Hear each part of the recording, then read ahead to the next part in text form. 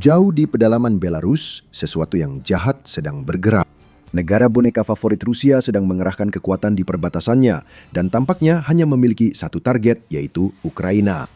Alexander Lukashenko akhirnya benar-benar kehilangan akal. Kegilaan ini nyata dan yang kita lihat sekarang adalah awal sesuatu yang berbahaya. Bersiaplah untuk perang baru. Putin makin gencar bermain di balik layar, sementara Lukashenko hanyalah boneka untuk rencana baru pemimpin Rusia. Semua ini bukan dugaan, langsung dari sumber utamanya. Dalam laporan 12 Mei, media United 24 menyebut Presiden Belarus sering berbicara tentang persiapan negaranya untuk perang. Lukashenko telah mengatakan bahwa Belarus akan mulai secara selektif memobilisasi unit-unit militernya agar semuanya siap untuk operasi tempur. Negara sasaran operasi ini tidak disebutkan, namun Lukashenko tak perlu menambah penjelasan. Ukraina akan jadi sasaran yang paling jelas. Lukashenko menyebut rencana terbarunya sebagai kebutuhan, bukan keinginan. Kami akan mobilisasi unit secara selektif untuk persiapan perang. Insya Allah ini bisa dihindari. Pemimpin Belarus berkata, banyak hal bisa ditafsirkan dari ucapan itu. Apakah Lukashenko ingin memposisikan Ukraina sebagai agresor yang memaksa Belarus terlibat perang?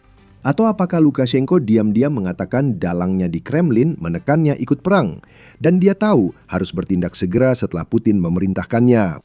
Kita hanya bisa menebak, tapi yang jelas kata-kata Lukashenko tidak muncul begitu saja. Dalam beberapa hari terakhir, Belarus tampak mulai bersiap menghadapi pertempuran yang diyakini Lukashenko akan segera datang. Lukashenko menyampaikan komentarnya saat bertemu Menteri Pertahanan Viktor Krenin usai pemeriksaan kesiapan militer yang menurut United 24 Media melibatkan 6.000 personel cadangan dan militer. Latihan ini menilai kesiapan tempur pasukan serta prosedur logistik dan transportasi Belarus jika harus berperang. Ada lebih banyak hal yang terungkap dari pertemuan dengan Krenin itu yang memberikan wawasan lebih lanjut tentang isi kepala Lukashenko yang gila saat ini. Modernisasi tentara Belarusia tampaknya menjadi prioritas utama bagi Lukashenko. Tujuan pertahanan tak tercapai tanpa melengkapi pasukan dengan senjata modern. Kita harus punya senjata yang bisa digunakan dan tahu cara mengoperasikannya, teriak Lukashenko, seolah mengakui Belarusia memakai senjata lama yang tidak mereka pahami. Lukashenko juga menyinggung rencana 5 tahun militer negaranya, menekankan pentingnya program ini agar dalam 5 tahun porsi sistem modern di angkatan bersenjata bisa naik hingga 45%. Lukashenko menekankan dalam pertemuan itu bahwa serangan udara dan senjata modern saja tidak cukup untuk pertempuran mendatang. Operasi darat tetap dibutuhkan, ujar Presiden Belarus saat berbicara dalam konteks perang modern yang sengaja dibuat samar. Namun pesannya jelas. Lebih banyak senjata modern, lebih banyak pelatihan tentang cara menggunakannya, lebih banyak tentara yang siap tempur. Lukashenko mengungkapkannya dengan berbagai cara, tapi semua ucapannya belakangan ini bisa dirangkum dalam satu pernyataan. Belarus harus siap bertarung dan lawannya adalah Ukraina. Kami mulai melihat bukti Belarus mempersiapkan sesuatu yang buruk sebulan sebelum Lukashenko membuat pernyataan. Pada 17 April, Kiev Independent melaporkan komentar Presiden Ukraina Volodymyr Zelensky. Menurut Zelensky, Belarus telah membangun jalan-jalan baru dan mendirikan posisi artileri di sepanjang perbatasannya dengan Ukraina di utara, yang membuat Zelensky menyatakan, kami percaya bahwa Rusia akan sekali lagi mencoba menyeret Belarus ke dalam perangnya. Itu mungkin memberi kita jawaban tentang apa yang sebenarnya dimaksud Lukashenko ketika dia berkata, insya Allah perang yang akan datang bisa dihindari. Ini sebenarnya bukan tentang Ukraina, ini tentang Putin yang menginginkan lebih banyak prajurit untuk dijadikan umpan meriam. Hal yang menyedihkan bagi Lukashenko adalah modernisasi tentara Belarus hanya akan membuatnya makin menjadi aset Putin. Saat itu terjadi, ada 3 skenario yang berpotensi membahayakan Ukraina, baik dari segi pertahanan wilayah melawan Rusia maupun ancaman langsung dari Belarus dan tentaranya. Sebelum membahas skenario itu, Anda mungkin bertanya, apakah Putin benar-benar akan mendorong Lukashenko ikut perang? Jawaban sederhananya adalah, tentu saja dia akan melakukannya. Dia sudah pernah melakukannya sebelumnya. Lukashenko adalah sekutu terdekat Putin di Eropa, apalagi sejak Viktor Orban lengser dari kekuasaan di Hungaria setelah 16 tahun. Aliansi antara Rusia dan Belarus sangat berat sebelah, dan hal itu terbukti ketika Putin melancarkan invasi besar-besaran ke Ukraina pada Februari 2022. Beberapa minggu sebelum invasi, BBC melaporkan Rusia menggelar latihan militer bersama Belarus. Latihan ini dilakukan saat Rusia telah menempatkan sekitar 100.000 tentara di dekat perbatasan Ukraina, meski Putin menyangkal adanya rencana invasi. Setelah 10 hari latihan dengan Belarus berakhir, Rusia melakukan hal yang sebelumnya dikatakan tidak akan dilakukan. Belarus memainkan peran besar.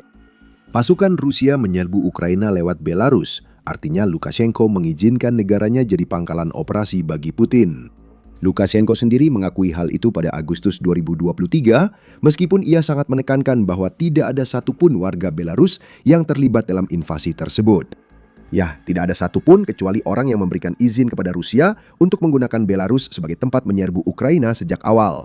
Selain itu, bukan berarti Lukashenko melakukan ini hanya sekali sebagai bantuan untuk Putin. Desember 2025, Al Jazeera melaporkan Zelensky menyatakan pasukan Rusia memakai apartemen di Belarus untuk menyerang Ukraina.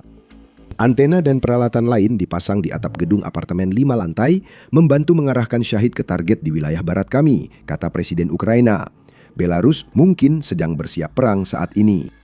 Faktanya, semua ini merupakan eskalasi dari izin Lukashenko kepada Putin menggunakan Belarus sejak invasi Rusia ke Ukraina.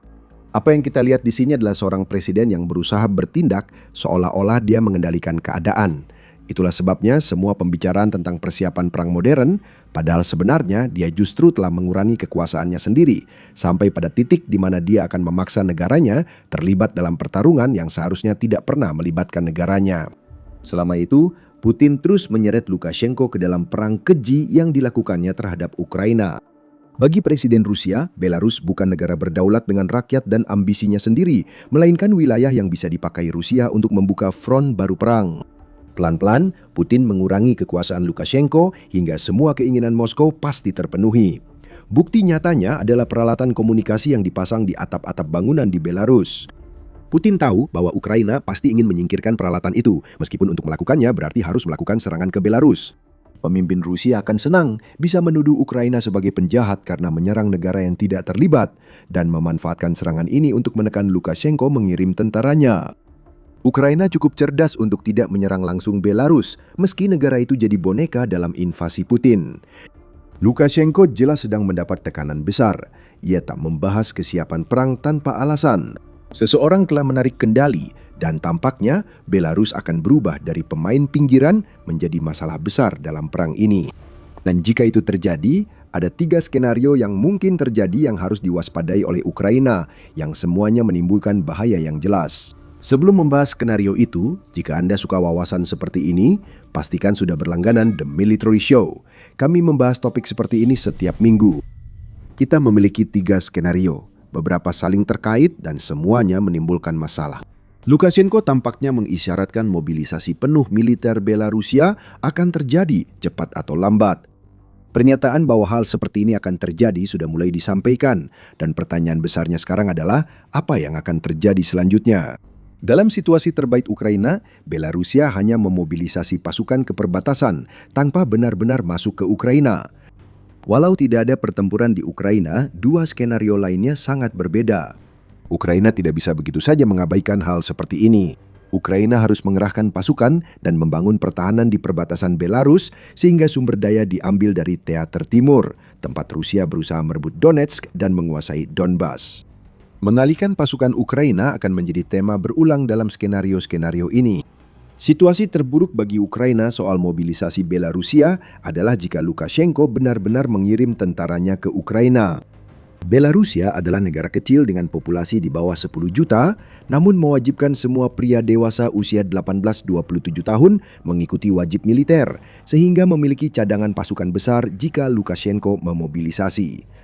Menurut Global Firepower, Belarusia memiliki 63.000 personel aktif di militernya dan 365.400 cadangan yang dapat dikerahkan jika melakukan mobilisasi. Itu berarti ada lebih dari 420.000 tentara ditambah 55.000 pasukan paramiliter yang juga harus diwaspadai Ukraina.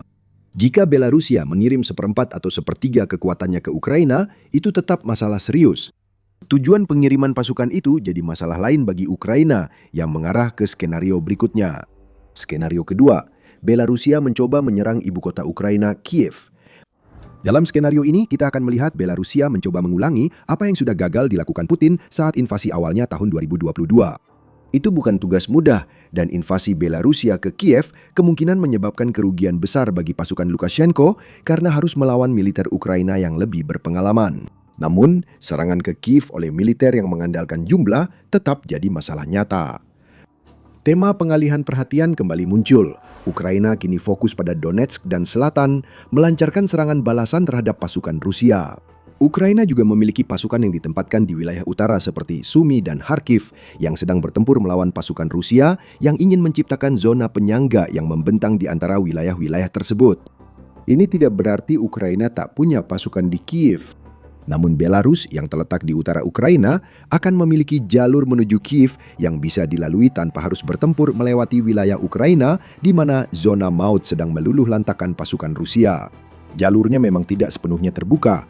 Namun, jarak dari Naralia di Belarus ke Kiev di Ukraina kurang dari 170 km jika ditarik garis lurus, dan itu bukan jarak yang terlalu jauh. Ukraina mempersiapkan kemungkinan ini, namun tetap harus mengalihkan pasukan dan cadangan dari area lain sehingga dapat timbul celah di wilayah prioritas yang bisa dimanfaatkan Rusia. Ini semua tentang menjadi boneka Putin. Pasukan Lukashenko yang kurang terlatih mungkin tak berpengaruh besar merebut Kiev, tapi mereka bisa saja banyak yang tewas demi Putin saat menghadapi pertahanan Ukraina, sementara Rusia maju di tempat lain. Belarus hanyalah sumber daya bagi Putin, tidak lebih. Skenario ketiga mirip yang kedua, namun tujuannya agak berbeda. Belarus mungkin mengirim tentaranya ke Ukraina Barat, bahkan hingga Lviv dekat perbatasan Polandia. Serangan seperti ini bisa mencapai beberapa tujuan dan lebih luas dibanding serangan langsung ke Kiev. Jadi Ukraina tidak hanya harus mengalihkan pasukannya, tetapi juga menghadapi garis depan yang makin meluas dari sekitar 1.200 km menjadi hampir 2.000 km. Belarus dapat menarik pasukan Ukraina ke berbagai arah, memaksa Ukraina merespons, karena tujuan lain serangan ini adalah menyabot jalur logistik Ukraina di belakang. Belarus kemungkinan akan melakukan infiltrasi dulu sebelum invasi besar ke Ukraina dengan mengirim unit kecil menyerang jalur kereta, jalan raya, atau menghancurkan jembatan. Tujuannya adalah untuk menunda aliran pasukan dan material ke front timur, serta berpotensi mengganggu aliran senjata barat ke Ukraina. Pasukan Lukashenko akan fokus memperlambat Ukraina di wilayah yang belum bisa diserang Rusia. Dampak lanjutannya di tempat-tempat seperti Donetsk akan sangat terasa, bukan hanya karena Ukraina harus memindahkan pasukan dari wilayah tersebut, tetapi juga karena sabotase oleh Belarus yang membuat pasokan untuk pasukan yang tetap tinggal menjadi lebih sulit, sehingga mereka kesulitan mempertahankan wilayahnya dari Rusia. Ukraina tidak bisa mengabaikan bahwa Belarus tampaknya bersiap melakukan serangan besar. Namun satu hal yang sangat dipahami Ukraina adalah bahwa Belarus bukanlah negara militer yang kuat. Negara itu hanya punya sedikit pengalaman tempur di abad ke-21. Negara itu pernah mencoba terlibat dalam Perang Saudara Libya pertama pada tahun 2011, namun akhirnya berada di pihak yang kalah. Belarus memberi dukungan terbatas pada Pantai Gading selama Perang Saudara Pantai Gading pertama antara tahun 2002 dan 2007, serta menyerahkan wilayahnya ke Rusia untuk menginvasi Ukraina. Itu bukan rekam jejak tempur yang terlalu dikhawatirkan Ukraina soal kemampuan pasukan Lukashenko. Dan ketika drone Ukraina menghancurkan sebagian besar dari 35.000 tentara Rusia yang menjadi korban perang Putin setiap bulannya, sulit untuk percaya bahwa tentara Belarus akan bernasib lebih baik. Putin jelas tak peduli soal kematian itu. Ia ingin pengalihan perhatian dan tampaknya menekan Lukashenko untuk melakukannya. Pertanyaan utamanya, bagaimana reaksi rakyat Belarus jika presidennya sampai nekat memobilisasi dan mengirim pasukan ke Ukraina? Apakah itu langkah terlalu ekstrim hingga Lukashenko terguling dan rencana Putin gagal total? Protes massal melanda Belarus pada tahun 2020 setelah rekayasa pemilihan ulang Lukashenko pada 9 Agustus. Mungkin Presiden Belarus salah menilai reaksi rakyatnya soal perang dengan Ukraina. Kita perlu menunggu dan melihat bagaimana rakyat dan militer Belarus bertindak jika Lukashenko memberi perintah. Sedangkan untuk Ukraina, mereka sudah mempersiapkan diri untuk hal seperti ini sejak beberapa waktu lalu. Hudson Institute mencatat kunjungan penulisnya ke Kiev mengungkap fortifikasi yang tampak baru dan mengarah ke perbatasan dengan Belarus. Benteng tersebut kemungkinan hasil kerja Ukraina selama beberapa minggu dan bulan, menurut juru bicara Dinas Penjaga Perbatasan Negara Ukraina, Andrei Demchenko, pada Februari lalu. Arah ini diperkuat oleh berbagai komponen pasukan pertahanan negara kita, dan garis perbatasan negara itu sendiri juga sedang diperkuat dengan benteng-benteng di sepanjang perbatasan. Sehingga semua tentara Ukraina, semua komponen pasukan pertahanan yang berada di arah ini memiliki setiap kesempatan untuk menghadapi ancaman apapun yang mungkin datang dari wilayah Belarus, ujar Demchenko. Dan dia mengungkapkan bahwa benteng-benteng sedang dipersiapkan di sepanjang perbatasan 1.000 km antara Ukraina dan Belarus. Global Security menyebut intelijen Belarus melaporkan Ukraina menempatkan 14.000 tentara di dekat perbatasan selama beberapa tahun. Ranjau dan benteng berlapis lainnya yang dilaporkan di media yang sama kemungkinan telah dilengkapi dengan jenis drone yang sama seperti yang digunakan Ukraina di zona bunuh mereka di front timur. Semua ini adalah langkah bijak dari pihak Ukraina. Ini juga menunjukkan bahwa Ukraina telah berupaya memastikan Rusia tidak bisa mengulangi trik yang sama seperti yang mereka lakukan pada Februari 2022 tanpa menghadapi banyak kesulitan. Belarus mungkin merasa cukup percaya diri bahwa tentaranya yang telah dimobilisasi bisa membuat beberapa kemajuan menembus pertahanan Ukraina. Meskipun seberapa jauh mereka bisa melaju jika Ukraina memperkuat pertahanannya dengan cadangan masih menjadi pertanyaan besar. Namun mungkin Lukashenko tidak sadar bahwa Ukraina bukan satu-satunya yang harus ia khawatirkan jika menyeret negaranya ke perang. Polandia dan Lituania juga akan menjadi masalah. Pada 6 Mei, TVP World melaporkan bahwa kedua negara tersebut telah ikut serta dalam latihan yang dipimpin NATO di Suwalki Gap, yaitu sebuah jalur tanah sempit yang memisahkan Belarus dan eksklave Rusia Kaliningrad. Wilayah itu adalah area sensitif dalam pertahanan timur NATO terhadap Rusia dan makin strategis sejak Putin menginvasi Ukraina. Latihan Brave Griffin fokus pada pengerahan cepat pasukan dan koordinasi sekutu dalam skenario pertahanan saat NATO harus menahan serangan di Suwalki Gap. Menarik, sekarang Lukashenko perlu mempertimbangkan apakah invasi ke Ukraina membuat negara-negara tetangga Belarus yang anggota NATO khawatir. Polandia dan Lituania berbatasan dengan Belarus di barat dan barat laut. Jika Lukashenko menyerang Ukraina, itu bisa memicu negara-negara ini dan mungkin anggota NATO lain untuk mengeluarkan Belarus dari perhitungan, karena Belarus adalah boneka Putin. Agresivitas Lukashenko berarti Rusia memperluas perang Ukraina. Itu bisa memicu respons NATO, menjadikan seruan perang Lukashenko sebagai kesalahan perhitungan paling fatal selama ia menjadi diktator Belarus. Selain itu, kami belum melaporkan kemungkinan respons Ukraina terhadap invasi Belarusia, yakni serangan jarak jauh. Masa depan Belarus bisa tercermin dari serangan Ukraina ke kilang minyak dan infrastruktur militer Rusia dalam beberapa minggu terakhir. Tonton video kami tentang gempuran hebat Ukraina terhadap Rusia pada April lalu pikirkan apakah Belarus bisa menanggung hal serupa jika menyerang Ukraina. Jika Anda mendapat wawasan baru dari video ini, jangan lupa berlangganan The Military Show agar tidak ketinggalan analisis terbaru situasi keamanan di Eropa. Terima kasih telah menonton.